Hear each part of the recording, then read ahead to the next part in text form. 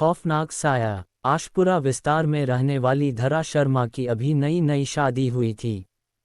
शादी के 2-4 दिन बाद ही पति दिलीप को ऑफिस के काम से 1 हफ्ते के लिए दुबई जाना पड़ा। धरा अपने अनुभव के बारे में बताती हैं कि एक रात जब वह अपने कमरे में अकेली सोई हुई थी तभी अचानक उनका टीवी चलना शुरू हो गया, जिससे वह चौंक गई।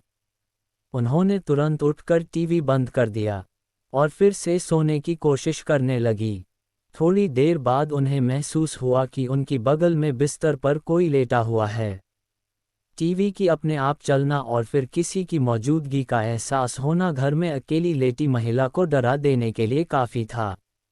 धरा जिस करवट लेटी थीं उसी करवट लेटी रहीं। उन्हें समझ नहीं आ रहा था कि करें तो क्या करें। खुद को समझाने के लिए उन्होंने सोचा कि शायद ये उनका वहम होगा, लेकिन थोड़ी देर बाद उन्हें फिर से वही अनुभव हुआ कि जैसे बिस्तर का गद्दा दब रहा हो और बगल में लेटकर कोई करवट बदल रहा हो। इस एहसास से धरा के तो रोंगटे खड़े हो गए। वह समझ नहीं पा रही थी कि यह सब हो क्या रहा है। बहुत हिम्मत जुटाकर वो बिस्तर से उठी और पीछे पलट कर देखा।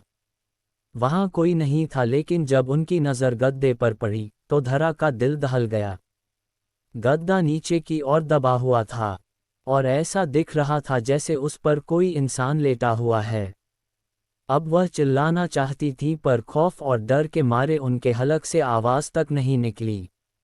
दिल की धड़कन बहुत तेज़ हो चली थी। घबराहट में धरा ने तकिया उठाकर उस जगह पर फेंका जहां गद्दा दबा हुआ था।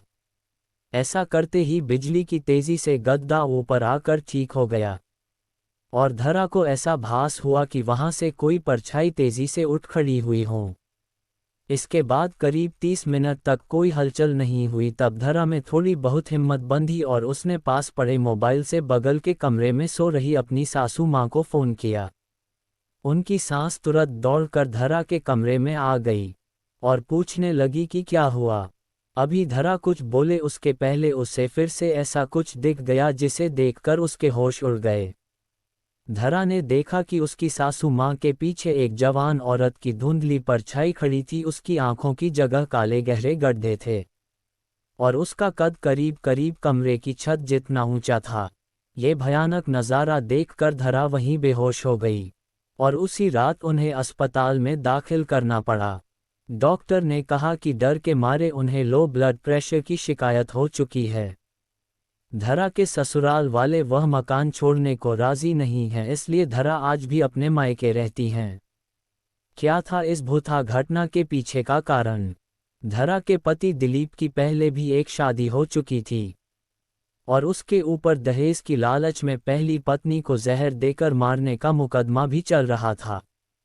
बदनामी के कारण दिलीप अपनी मां के साथ एक नए घर में आकर रहने लगा था, जबकि उसके पिता अभी भी पुराने घर की देखभाल कर रहे थे।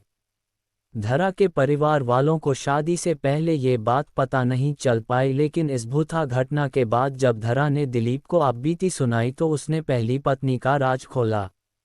हालांकि उसका कहना था कि पत्नी को उसने जहर नहीं दिया था, बल्कि उसने खुद ही जहर खाकर जान दी थी। अदालत में अभी भी ये मामला लटका हुआ है।